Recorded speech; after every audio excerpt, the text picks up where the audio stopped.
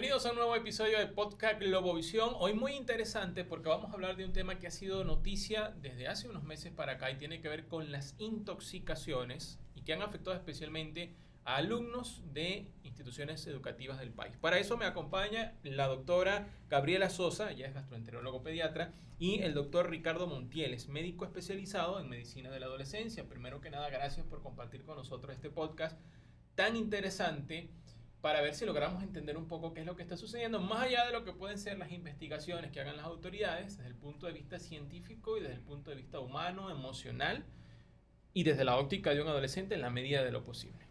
Gracias por estar aquí. Gracias a ti. Gracias a ti, Bernardo, por la invitación.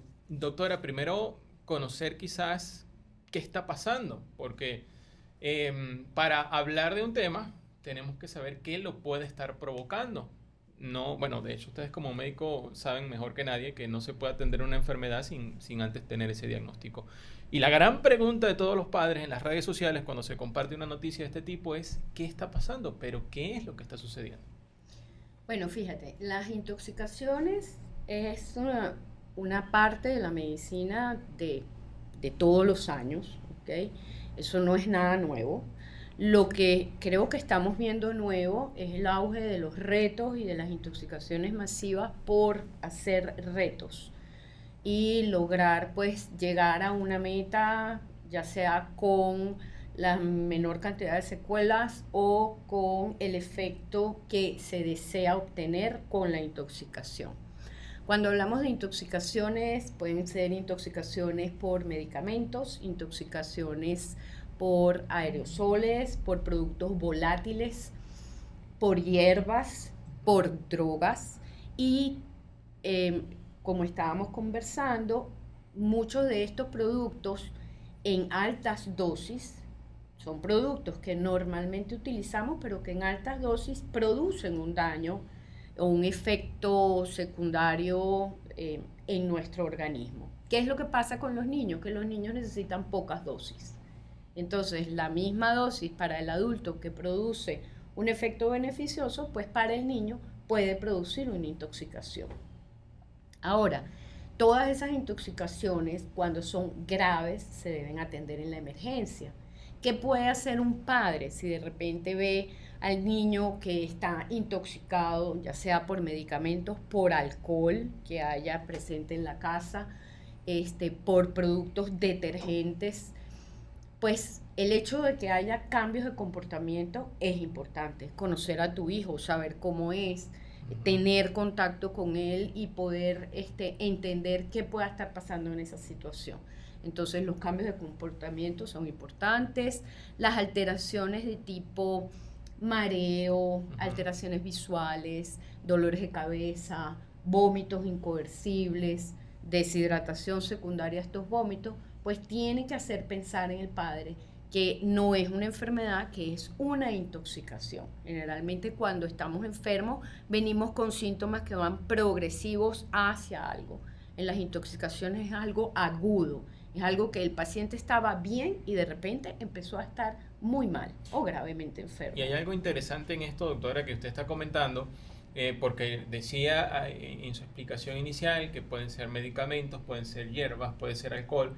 Y entonces ahí hay una gran respuesta para esa pregunta que hacen los padres en las redes sociales. Por ejemplo, yo que suelo publicar noticias a través de plataformas como TikTok, recibo mucha interacción y he leído con preocupación la angustia de muchos padres que dicen, pero ¿qué es lo que lo está provocando? O sea, me da la impresión que los padres piensan que es un elemento que trajeron de X país del mundo para intoxicar a los niños y resulta que no. Hay productos que podemos tener en nuestra casa que causen esto, le faciliten esta intoxicación. Es que generalmente, o casi la mayoría de las intoxicaciones son por productos que nosotros utilizamos a diario en nuestras casas. Cuando tenemos niños pequeños, los padres siempre tienen la precaución de guardar esos productos, de mantenerlos en alto, de tenerlos bajo llave. Pero cuando son adolescentes, los padres ya piensan como que, bueno, mira, este adolescente ya tiene capacidad de discernir y de saber que esto le puede hacer daño. Y después Ricardo nos va a explicar el por qué esos adolescentes no piensan eso. Los adolescentes son invulnerables, son inmortales. ¿Okay? Cualquier cosa que ellos hagan les va a parecer que no les va a pasar absolutamente nada. Pero para precisar, no evitemos en lo posible, pero cuando sea necesario para que este podcast sirva también a manera educativa para muchas personas adultas que lo puedan ver, se pueden mencionar algunos productos. Mientras lo podamos evitar, no los mencionemos para no promover esa cultura de un adolescente que no esté bien encarrilado, como dicen en mi pueblo. Pero, a términos generales, qué medicamentos, qué productos alimenticios quizás, lo más común que esté en la casa y que pueda servir a un adolescente para provocar una intoxicación? La pregunta más desde la óptica de conocer como papá que eso puede hacer daño para yo tener precaución. Bueno, por ejemplo, los antihipertensivos que pueden utilizar los padres, los ansiolíticos, antidepresivos, eso como medicamentos, papás cardiópatas que utilicen medicamentos para este tipo de afecciones. Luego, la parte de detergentes, bueno, mira, con lo que limpias tu casa, con lo que desinfectas la casa, todo eso. Hay un producto para cocinar que también se ha visto que lo utilizan en algunos retos. Está de moda el óxido nitroso. El óxido nitroso es uno de ellos. El alcohol que tienen los padres en los bares de sus casas. ¿Qué otra cosa? Mira, sales de baño. En serio, parece mentira. Y tú dices, no me metería esto. Por ahí habló un adolescente antes de entrar acá que en algún momento su vida había mezclado productos de limpieza incluyendo cloro. Tú dices, wow, ¿en serio? Sí, en serio. Los usó. ¿Okay? Porque son alquimistas novatos que están probando a ver qué pasa. La sal de cocina. Sin duda. La sal de cocinar. Estos bichos aerosoles, que, por ejemplo, la crema batida es súper popular. ¿Okay? No tanto por la crema batida que es rica, sino por el gas que se utiliza para meterla y para que salga para afuera. Okay, ahí está el óxido nitroso. Entonces yo saco la crema batida, no voy a decir cómo, pero está ahí y está súper de moda porque es el gas hilarante que utilizan los odontólogos, por ejemplo. Y fíjense entonces cómo los papás que están buscando respuestas a qué está pasando, algunos no se habían dado cuenta que es que el enemigo, si lo utilizamos de mala forma, está en la casa, está ahí, lo dejamos ahí en la mesa de noche, lo dejamos en la cocina, lo dejamos en todas las... Entonces el primer punto que interesantísimo que hay que aclarar en este podcast es que la intoxicación no es que, mira, me trajeron un producto de allá de no sé, de Afganistán, de X país del mundo, no, es que está en la casa, está allí a la mano. Y entender, creo yo, ustedes lo pueden explicar mejor, porque dicen, bueno, pero, ¿cómo la sal? ¿Cómo?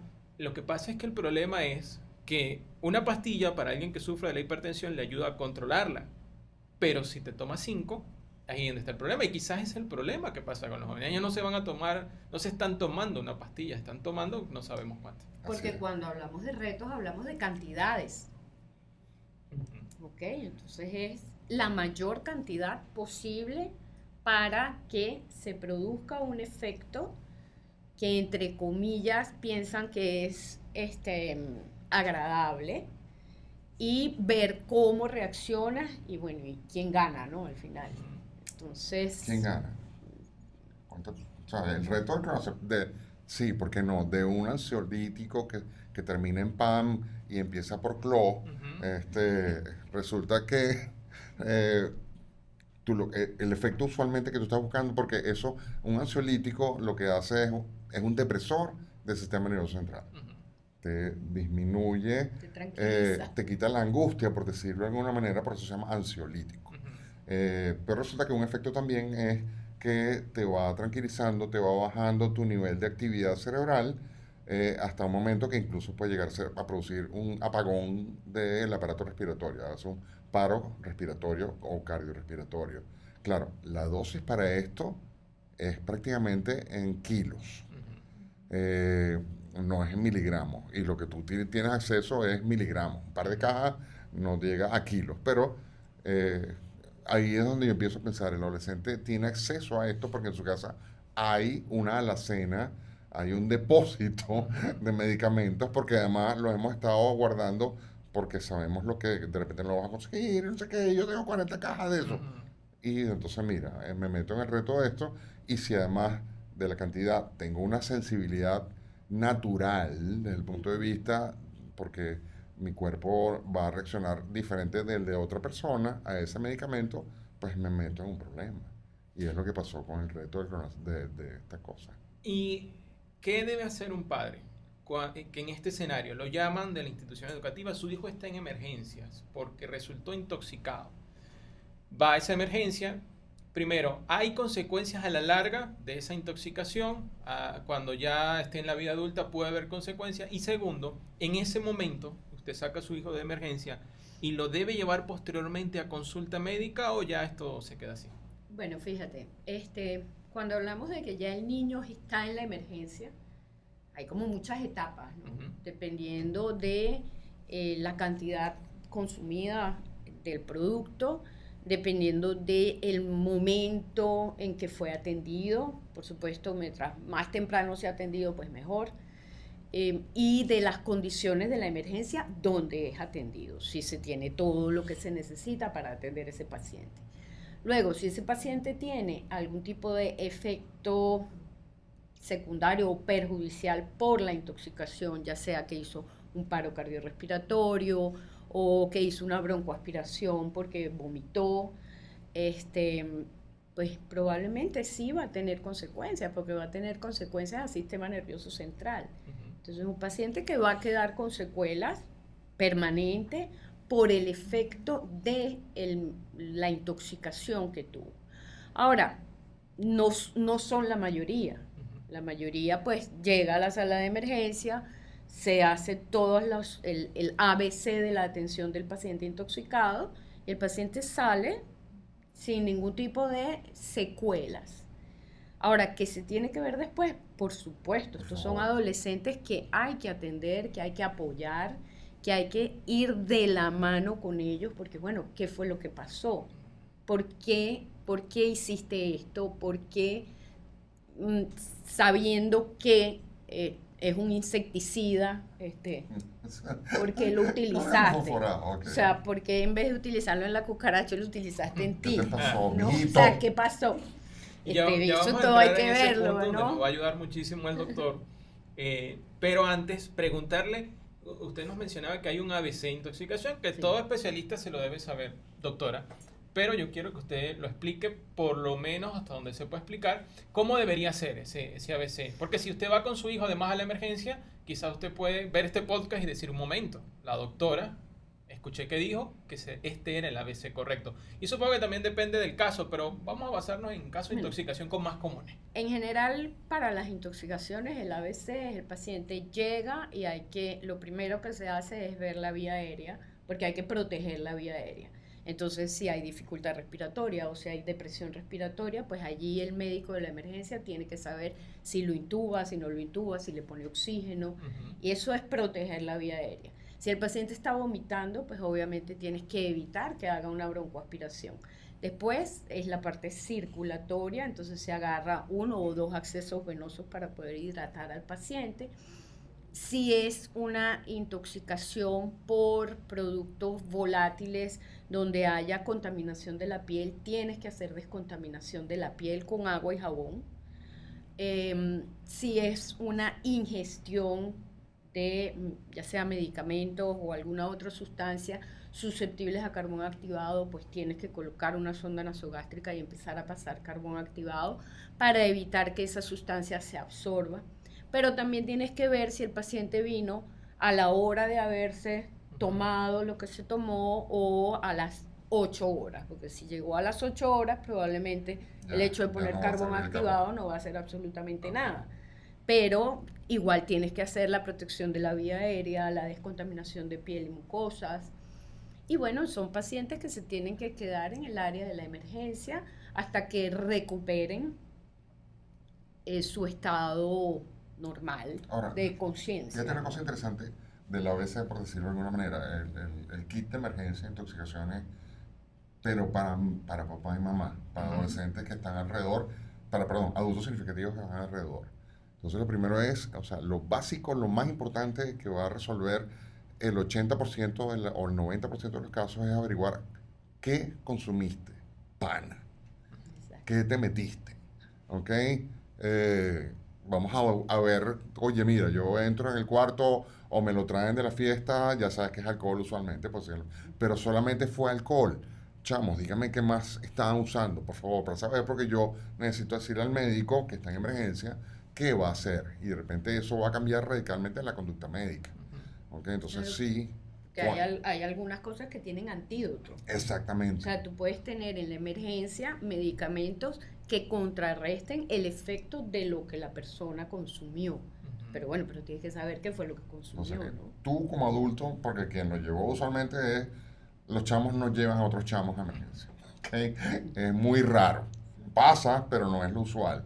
Y si los chamos hacen eso, por favor, díganme todo, que usualmente, de hecho, ellos son mucho más abiertos en eso. Se metió A, B, C, D, F, y ya tú sabes para dónde va. ¿Ok? Sí. Pero cuando es papá y mamá, nunca había tomado, yo no sé qué fue lo que pasó. ¿Sabes qué? Ponte las pilas. Hay un peligro inminente, un riesgo inminente de vida de tu adolescente. ¿Ok? ¿Qué hay en la casa? Si fue en la casa, ¿qué hay en la casa? Revisa el cuarto. O sea, ponte las pilas. Vas a darle la oportunidad a tu adolescente que en este momento está en riesgo de vida, que salga un poquito menos mal de este problema. Hay una frase que les gusta mucho a las abuelas y es esta juventud de hoy en día. ¿Pero es esta juventud de hoy en día o ha sido la juventud de siempre? ¿Qué pasa? ¿Qué lleva a los muchachos a meterse en estos retos peligrosos? Que son unos bichos malos, ¿no? Yo creo que la juventud ha sido la misma estamos siempre. Estamos perdidos, cierran la puerta, apagan la luz y salgan corriendo. Yo también creo que toda juventud es rebeldía. Siempre ha sido. Ajá. O sea, ven acá. Partiendo de la base de lo que es la adolescencia per se, que es un cambio de tu cuerpo para prepararte para una sola y nada más una, que es tener bebés. Uh-huh. Okay, la pubertad, que es una etapa de la adolescencia, que son los cambios corporales que tú vas a experimentar para tener bebés y seguir manteniendo humanitos caminando por la tierra, uh-huh. Tiene que ver con hormonas que están apareciendo que se llaman hormonas sexuales, fundamentalmente. Pero hay una cantidad de hormonas que van a cambiar también. Entonces, hormonas para crecer, hormonas para tener órganos diferentes, que se cambien de forma, etcétera, etcétera, y sus funciones. Pero todos estos cambios biológicos de tu cuerpo para tener bebecitos también tienen efectos sobre el cerebro.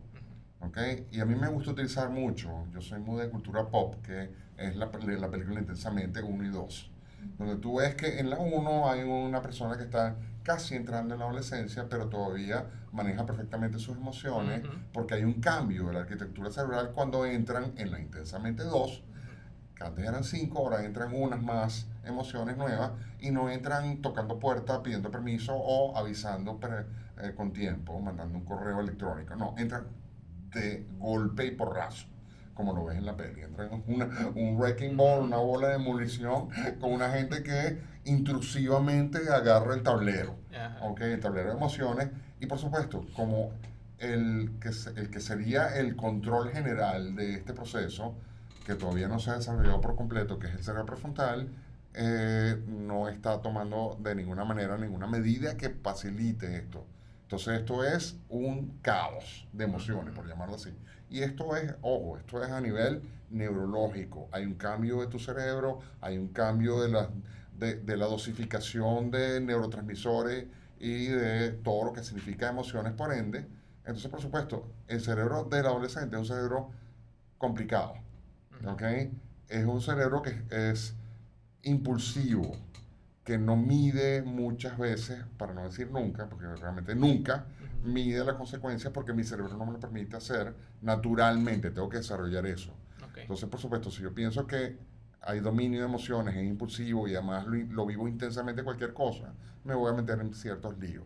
Uh-huh. ¿Okay? Pero hay los padres que pueden decir: no, mi hijo no es así. Mi hijo se porta muy bien. Y hablábamos hace un rato de que hay unos que nos portamos bien, que somos un poco nerds, y otros que son los que llaman la atención siempre de las instituciones porque están haciendo casi siempre travesuras, Pero, por ejemplo, yo era de los que no había clase y me iba a mi casa. Y entonces ahí alguien, un papá ahorita nos puede estar viendo y dice, no, porque mi hijo siempre se va a la casa, mi hijo es bien portado. ¿Qué pasa para que uno sea mal portado y para que el otro sea bien portado? ¿Pasa algo realmente? Claro. ¿Se desarrolla antes el cerebro? ¿O qué es lo que está pasando? Todos. O sea, mi hijo se porta bien, claro que se porta bien porque en esa casa donde tú dices eso, que bueno si es así, porque hay veces que tú dices que se porta bien, pero no tienes ni la menor idea, porque no estás involucrado, como lamentablemente pasa mucho, y no lees el celular y no te metes en su PC, o sea, y no tienes idea de con quién está hablando, pero está cumpliendo ciertas normas y está bien, pero no. En todo cerebro adolescente, en todo centennial, hay estas modificaciones y la necesidad de pertenecer, que es una de las cosas importantes que está ocurriendo también, porque yo estoy teniendo un duelo dentro de esas emociones, que yo no me quiero parecer tanto a las anteriores, del niñito perfecto, que amaba a mi papá y a mi mamá, ahora no los quiero tanto, o sí los quiero igual, pero de alguna manera son un reflejo de lo que yo quiero no ser. ¿Ok? Entonces, por supuesto, yo estoy en ese proceso y sí hay unos adultos significativos que se dan cuenta de esto y lo entienden y van de alguna manera a hacer lo correspondiente, que es colocar límites. Okay. Y lo saben negociar para que los límites funcionen. Ese adolescente le va a ir probablemente muy bien. ¿Okay? Porque mi papá está involucrado, mi mamá lo sabe, nosotros tenemos negociaciones constantes, hablamos de esto y entendemos que los riesgos que están afuera, ya te los expliqué cómo son, no para que no lo hagas por miedo, sino para que tú digas, ¿para qué me voy a meter en ese lío si no vale la pena? Pero, como te dije antes, la necesidad de pertenencia es muy importante. Pero, ¿cómo se solventa eso, doctora? O sea, ¿con un correazo o con un chancletazo? ¿Cómo se O porque también está el otro lado, que ahora evitan el chancletazo y el correazo, pero en mi época no mucho, pero ahora está el otro lado también, se me olvidó ahorita el nombre, pero es algo así. La crianza afectiva. La crianza afectiva, que entonces se vuelve a veces un poquito desastrosa. Yo creo que ese término para mí de crianza afectiva, la crianza siempre es afectiva. Tú siempre o das amor o no das amor, pero bueno, siempre está los afectos allí involucrados cuando tú estás haciendo crianza. Porque lo quieres. Exacto. O porque te molesta. Sí, también. Pana, es verdad. Pero una de las cosas importantes es que tú no puedes ser amigo de tu adolescente. Tú no eres par con él. Tú eres el que fomenta límites. El hecho de tú ponerle límites al adolescente estructuras su mente. Y poner estructuras lo estás ayudando a que estas cosas no pasen. Y a que él probablemente se sienta apoyado, cuidado, querido, soportado dentro de una red importante de su familia, que no va a necesitar pertenecer a este grupo de los mal portados o no tan buenos. Mal portado me gusta. Mal portado. Sí, porque es así. Los populares son mal portados. En este momento, ojo. Sí. Pero fíjate, eso es muy interesante lo que dice Gaby. Tú vas a fomentar, a estimular, a catalizar el proceso de desarrollo más temprano de tu cerebro prefrontal a través de el establecimiento de normas, reglas, negociadas preferiblemente, que de alguna manera te hagan comprender al mismo tiempo, explicar los riesgos y el por qué tú analices si los vas a usar o no, si te vas a involucrar o no. Porque yo le puedo decir a mi hijo, no hagas esto porque te vas a morir y eso no me va a funcionar. En cambio, yo le digo, mira, tú decides si lo haces, porque las posibilidades son A, B, C, D, F. Yo de repente consideraría incluso unas opciones que se parezcan a eso o te permitan evitar los riesgos, versus si lo haces, te vas a morir o te vas a embarazar o te vas a arrancar un brazo. Entonces, la educación, la información, tiene que ser más bien orientada a que yo permita, otra vez, ese cerebro prefrontal, el análisis correcto, racional de los riesgos y los factores de protección para evitarlos. ¿Qué es ese cerebro prefrontal? Porque a mí me llama mucho la atención el tema de las emociones, y lo he leído, algunas cosas básicas que seguro ustedes conocen a profundidad, Pero hay muchos papás que quizás no entienden, ¿qué es esto del cerebro prefrontal? Él tiene que ser maduro porque tiene que ser maduro. Hay padres que desestiman la importancia de corregir las emociones, porque ser papá y mamá no es comprar pañales y comprar comida solamente, sino eso es económico. Realmente lo importante es lo que transmitimos. Aquí estamos hablando de intoxicaciones, pero un papá o una mamá que no esté bien emocionalmente va a criar a alguien que tampoco va a estar bien emocionalmente y va a causar un daño quizá de generación en generación. Entonces, doctor, ¿qué es eso de cerebro prefrontal? Porque yo soy papá, me pongo un ejemplo. Mi hijo tiene 13 años y él tiene que ser maduro porque sí. ¿A los 13 años? No, ojalá fuera así, de verdad. Sería.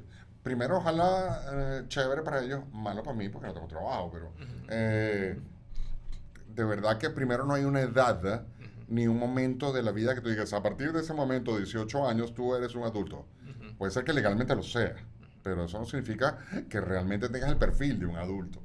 ¿Ok? Porque para empezar, esto no ocurre en todos los adolescentes en el mismo momento y hay un ritmo, hay una cadencia hormonal y por ende hay un desarrollo distinto del cerebro en cada adolescente, adicionalmente a lo que significa lo que yo traigo como carga hereditaria emocional en mi cerebro y el grupo de contención que tengo alrededor llámase adulto significativo, familia. Entonces, son muchas variables que intervienen en esto. Entonces, yo no puedo dar una cifra cronológica a partir de la cual ya tú tienes que ser maduro. Esa es la que no va, ni va a existir nunca.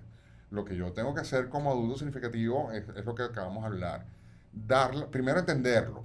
Sabes que tu chamo no es un adultico, aunque parezca, ¿ok? Es un adolescente, es una persona que está en construcción cerebral constante.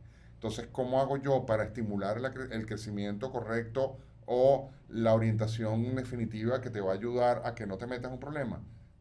Es negociar límites, es darle información de lo que te va a esperar allá afuera en la jungla en concreto, en tu área de habitabilidad natural que es tu colegio, y saber que la escala o la escala jerárquica que hay allí, donde en este momento los que dominan la jungla son los mal portados, son los líderes del grupo, porque ejecutan conductas de alto riesgo de fumar, vapear, tomar, consumir drogas legales o ilegales, tener relaciones antes de tiempo, ser bully, meterte en las redes porque sí tienes que ser popular, independientemente de lo que tengas que hacer para lograrlo. Entonces, la tentación y la necesidad de pertenencia a ese grupo es muy grande.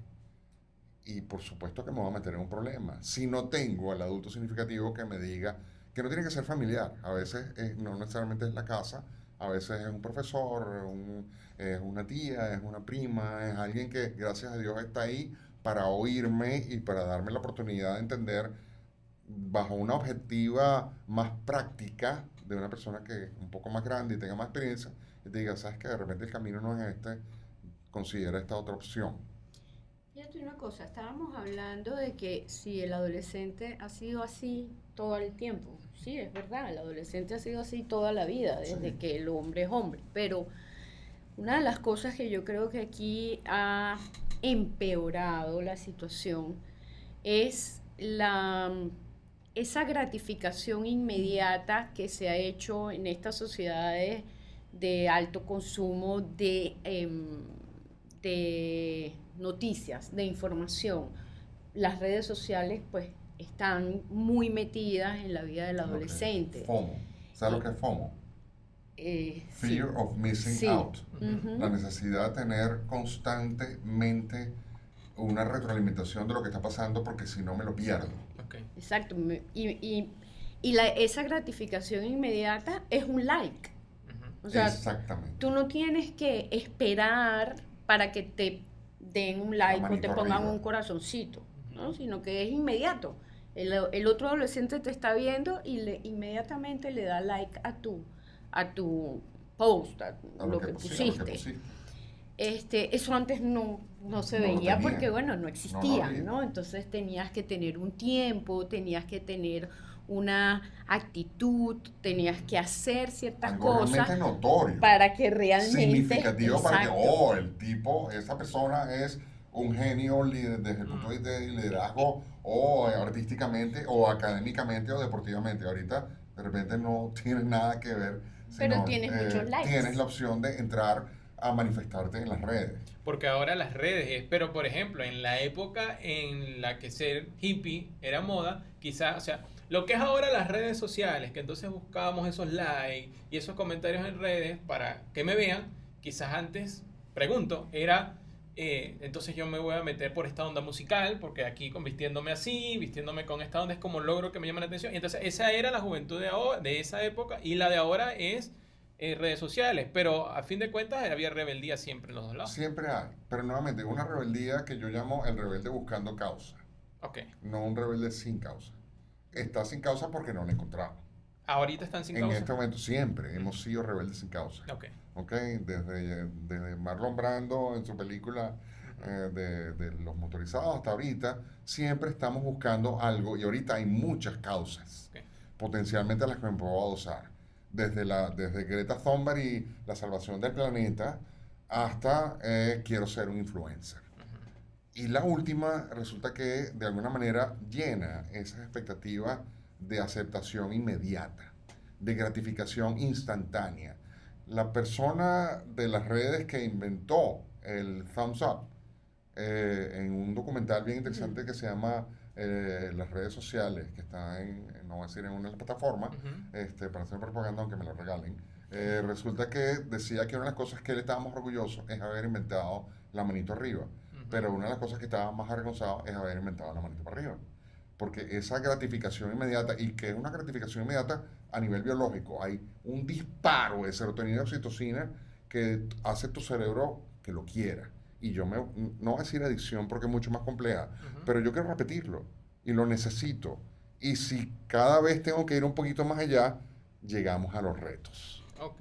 Porque eso es lo que le iba a preguntar. Ya cuando me voy a los retos, puede ser una adicción, podría ser tildado una adicción porque ya no me bastan 10 likes. No es necesariamente una adicción. Una adicción es una enfermedad. Ojo, la dependencia es un proceso, también hay un cambio estructural cerebral y es otra cosa distinta. Pero el que me guste, lo necesite y que cada vez hay una especie de tolerancia de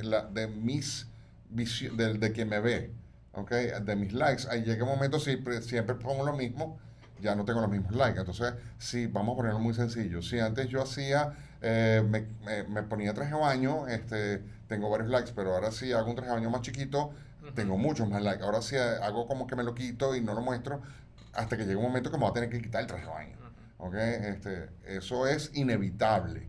Y por supuesto, mientras más atrevido, más llamativo y lamentablemente más peligroso sea lo que estoy haciendo, la posibilidad de ser más popular en las redes y de transformarme en ese ideal de influencer que me gustaría ser está más cercana. Ahora, esto no va ligado o vinculado a una carencia afectiva también, porque quizás alguien que tenga un abrazo, una palabra, un papá que se sienta a conversar con él, no está buscando tanto afecto en redes sociales. O sea, quizás lo busca porque a todos nos gusta interactuar y que hayan reacciones, pero al punto de que yo voy a buscar la manera de ser viral, porque hay casos de personas que incluso han muerto con retos virales. Claro. ¿Eso no es una carencia afectiva que hay? Hay mucha, o sea, no vamos a decir que el diagnóstico no es tan sencillo como que no me quieren y yo me hago esto. No, como te dije, el ser popular es parte, como te dije, parte natural de esa separación del niñito perfecto que estaba en casa y estaba yo en mi modo cómodo emocionalmente a una cosa que desconozco y que además no tengo control con emociones que están en caos. Y si mi adulto no está cercano o mis adultos no están allí para contenerme, están mis adolescentes pares.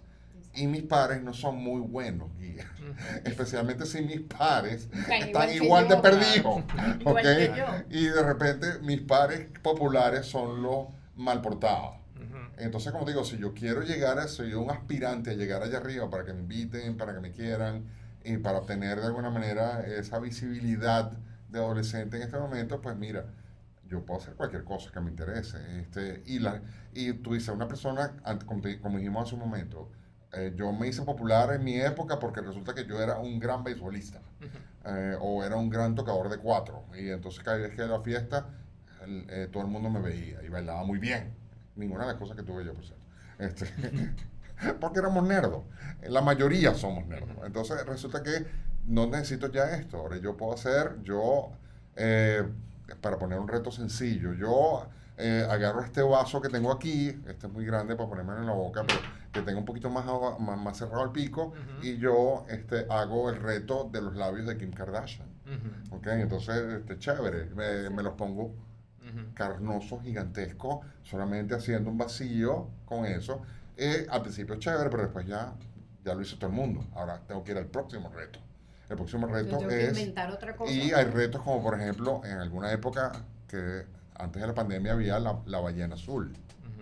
¿Ok? Un reto que tarde o temprano, de hecho más temprano que tarde, te conducía a la muerte, porque buscaba que tú te desvivieras. ¿Ok? Entonces, y además resulta que este reto no lo diseñaron adolescentes, es un reto diseñado por adultos, by the way. Es importante recordar eso. ¿Okay?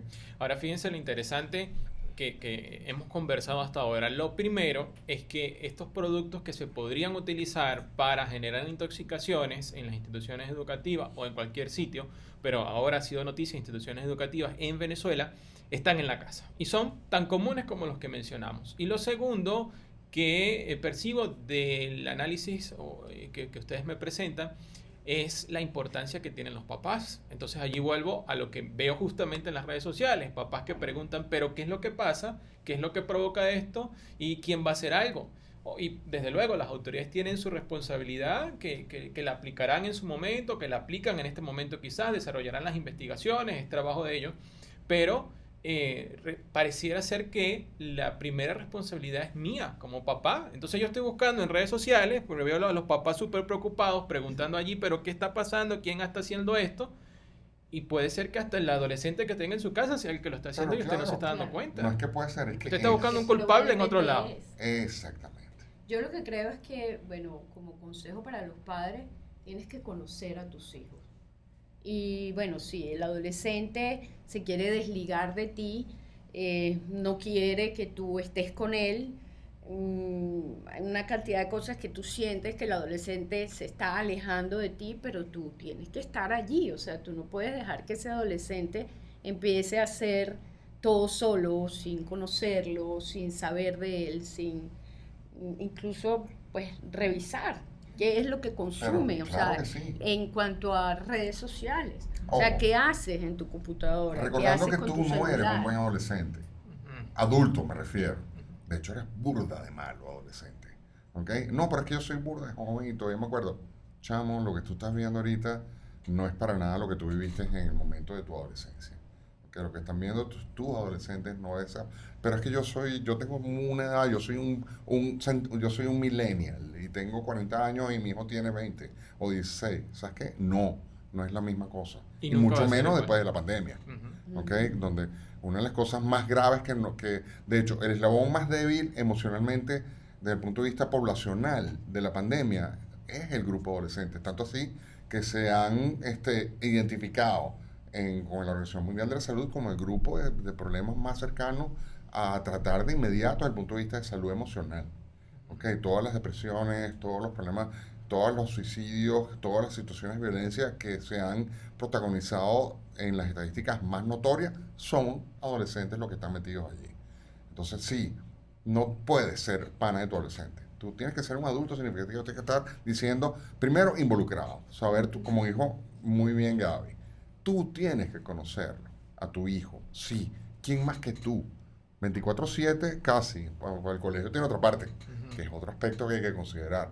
Pero en casa tú tienes este chamo todo el tiempo, a tu hijo, a tu hija, a tu adorado adolescente y odiado al mismo tiempo. Resulta que tienes que involucrarte y tienes que llegar a conocer absolutamente todo lo que puedas, desde qué hace todos los días en el colegio, y eso implica no solamente estar metido en el classroom y supervisar la parte académica, sino con quién habla, con quién sale, exacto, si le invitan o no le invitan, entorno, pues. quiénes son, exacto, en el entorno social, involucrarme con eso, otra vez, no de pana papá, sino saberlo. Y también a veces tienes que hacer cosas un poco menos agradables, como de repente no existe ni debería existir en la LOPNA, que yo recuerde, un artículo que hable del derecho de la privacidad del adolescente. ¿ok? Eso no lo hay, ¿ok? Entonces, sí, yo no lo voy a violar de manera tosca ni intrusiva, pero sí voy a decirte, pana, el celular yo lo voy a revisar cada cierto tiempo. No es que desconfíe de ti, pero lo que está allá afuera no es muy fácil y tengo que saberlo. Y te voy a pedir que en Instagram me deje que te siga, ¿ok? Me aceptes como seguidor, aunque tengas otra cuenta. Y si no lo cumples, amigo mío, te corto la cabeza. No, mentira. Hablamos de consecuencias de no cumplir las normas, por eso hay que negociarlo. Eso es importante, papá y mamá, pero esto es todo un trabajo que hay que hacer. Y si me pongo como papá rebelde, en el hecho de que es que no y no, porque te castigo, ¿funciona? No, es peor, yo creo, porque el adolescente se ve propenso a traspasar ese límite y es incluso dentro de la fantasía del adolescente es algo muy gratificante traspasar el límite que me está poniendo mi papá. Entonces, si me castigan y me encierran, me escapo. Si más emocionante me pareciera para ellos. Si me cierran el bar, me robo la botella. Velo de esta manera. Los adolescentes no tienen poder. Ninguno. De hecho, yo siempre digo esto y me odian al principio, y a veces otros se quedan odiándome siempre. Los adolescentes son una recoge lata. ¿Okay? Son absolutamente pobres porque no tienen capacidad económica, a menos que sean de la familia real y allá, y con todo eso hay una gente que maneja el dinero, o sea que no sé, ellos no tienen derechos prácticamente desde el punto de vista legal hasta que tienen 18 años. Hay algunas cosas que la ley no funciona muy bien para esto, la ley orgánica de protección de niños y adolescentes, y dependen absoluta y completamente de una gente que me permita seguir estando en este mundo viviendo, ¿ok? Ya me trajeron y ahora me tienen que dar chance. Entonces yo dependo de esta gente, ¿ok? Esa definición para un adolescente cuyo cerebro está en este proceso de identificar quién soy porque no lo sé, y lo primero que voy a hacer es, dependo de esta gente y además me están controlando. Perdóname, pero yo soy enemigo natural de ellos, ¿ok? Y por supuesto estoy buscando poder. Yo siempre veo si puedo hacer un poquito más. Yo llego a las 11 de la noche, mami, a la fiesta. Va a llegar a las 12:30 para ver qué pasa. Y después otro día llego a las 2 a ver qué pasa. Y no voy poniendo límites y así. Claro, y si no me ponen límites y no hay una consecuencia, pues yo llego el lunes. ¿Okay? Me voy a la playa. Entiendo entonces que es un proceso como hacen algunos políticos de negociación más con todo los el hijos. tiempo. O sea, no es que voy a no voy a imponerme, sino que procuro negociar y no confundir esa negociación con que también negociar es para que gane el hijo. O sea, es espérate. Negociación. Lo que se es interesante que tú lo planteas así, porque yo quiero que lo entendamos de esta manera. Sí, porque hay papás que dicen, no, mira, pero es que en mi época era lo que decía mi abuelo. Es que suena a crianza afectivamente positiva, positiva afectiva, whatever. A mí me encanta, porque si el concepto es ser afectuoso, encantador, ser de alguna manera tolerante en algunas cosas, no me encanta, porque tú no eres tolerante, tú no aguantas. Lo que no me gusta lo voy a decir. Ahora, que lo diga de una manera agradable, afectiva y que sea importante, donde ambas partes ganen, como en la negociación de getting to yes, de lograr que ambas partes sean ganadoras, ganar, donde la última palabra, por supuesto, la sigue teniendo el rey del castillo, o los reyes, que son los que manejan el dinero y legalmente son los que tienen el poder. Pues mira, yo soy suficientemente bueno, a mí no me eligieron como papá, pero soy una especie de dictador comunicativo, dispuesto a hablar, pero la última palabra la tengo yo. Y yo te voy a enseñar a ti, mi adolescente, mi hijo, mi precioso bebé, a que negocies conmigo y sepas hacerlo después cuando lo vayas a hacer en la calle, fuera de este ambiente. Pero a manera de, yo sé que tú al final me vas a decir si lo puedes hacer, o si lo vas a tener, o si te lo voy a dar, versus me lo tienes que dar porque me lo merezco y simplemente me toca. Muy bien, doctora. Y obviamente la negociación es mucho más difícil que la imposición. Por supuesto. Claro. Entonces, claro. Y si hablamos, si entendimos hoy en mira papi, ¿por qué hiciste esto? Si entendimos hoy en este podcast que el adolescente más bien va por la rebeldía, y yo le digo esto no lo haces porque si no te castigo, bueno, lo hago. Entonces, doctora, ya para finalizar este podcast, hablamos de la parte emocional con el doctor, y con usted también de manera perfecta, pero quisiera más a nivel de prevención. Ya insistir a los padres, ¿qué puedo hacer para prevenir desde mis posibilidades para que se generen estas intoxicaciones en las instituciones educativas o en cualquier lado? ¿Qué puedo hacer? Bueno, mientras el niño está pequeño, obviamente la prevención es sencillamente tener los medicamentos y todo lo que pueda ser ente de intoxicación, pues fuera del alcance de los niños, como dicen las cajitas, ¿no? Manténgase fuera del alcance de los niños. Esa es una opción, ¿no? La otra es negociar y hablar con el adolescente, o sea, que él sepa qué efectos puede traer eso. O sea, no es información esconder. Okay. Es mejor decir lo que puede pasar y decir las consecuencias a decir, no, mira, mejor no lo uses. No, porque el adolescente va a querer usarlo. ¿Ok? Entonces, si ya sabes que tienes todo eso en tu casa, quizás sentarte con tu adolescente y decir, bueno, mira, aquí hay todo esto, pero resulta que esto se consume de esta manera y produce tales cosas, o vamos a leer sobre intoxicaciones. O sea, una de las cosas es, o vamos a ver una película y buscamos un momento vamos a buscar vamos a ver una serie y qué es hablamos lo que de está hacen, pasando. ¿ok? Y vamos a ver, vamos a los dos a compartir cuáles son los retos que se están haciendo. Y si no está informado, informarse. Que es importante. Que muchas veces no sabemos como adultos qué está pasando, pero fíjate, hay que tomarlo como un síntoma que no puedes dejar de considerar importantísimo. O sea, esto es como que hay fiebre, yo tengo que ver por qué tengo fiebre. Trato la fiebre, pero déjame ver qué está causando la fiebre. Estas situaciones de retos virales que tienen que ver con intoxicaciones fundamentalmente son un síntoma social relacionado con el adolescente de hoy en día en base a la necesidad de ser parte de y la posibilidad de hacerlo a través de las redes, por ejemplo. Es una conclusión muy sencilla. Y hacerlo rápido. Exacto, por eso es muy sencilla, sí, pero tiene muchas otras cosas, porque hay muchas más aristas, pero como adulto significativo yo tengo que decir, entonces ya va, déjame ver qué me toca a mí. Lo primero es, wow, tengo que saberlo, tengo que aprender, tengo que leer. Si no estoy preparado, déjame buscar a alguien que me ayude. Hay mucha gente, está la doctora. O sea, yo no puedo negar la situación. Tengo que entender qué es lo que está pasando para poder ayudar.